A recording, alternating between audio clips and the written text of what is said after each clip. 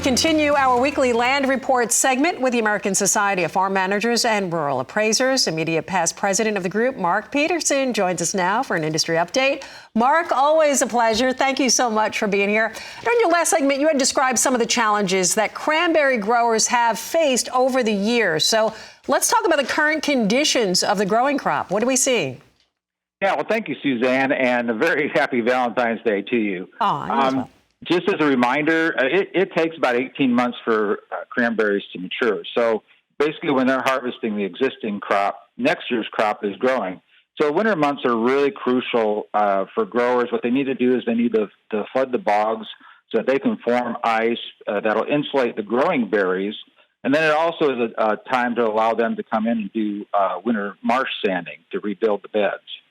So there's really no slowing down. It's just going in a cyclical as far as production. There's no real downtime for cranberries. So how is the warmer winter impacting cultivation of cranberries? Yeah, you're right about that. I mean, growing cranberries and milking cows probably go hand in hand, to be quite honest with you.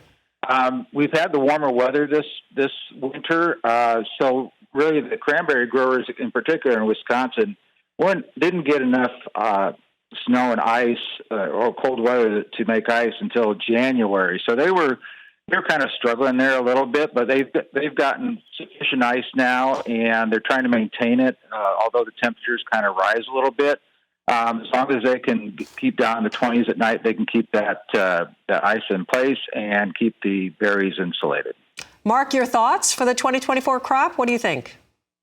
Well, it's really still too early to say. However, what I would say is that growers are optimistic. They're very bullish.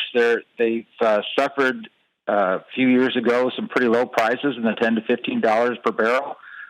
Prices have rebounded up into the mid-30 range. So they're looking at maybe expanding their operations, maybe taking this opportunity to redevelop some of their bogs. So generally speaking, they're looking pretty good, and we'll just see what happens. Yeah, absolutely. Thank you so much, Mark. As always, happy Valentine's Day to you as well. Appreciate you very much. Mark Peterson with the American Society of Farm Managers and Rural Appraisers.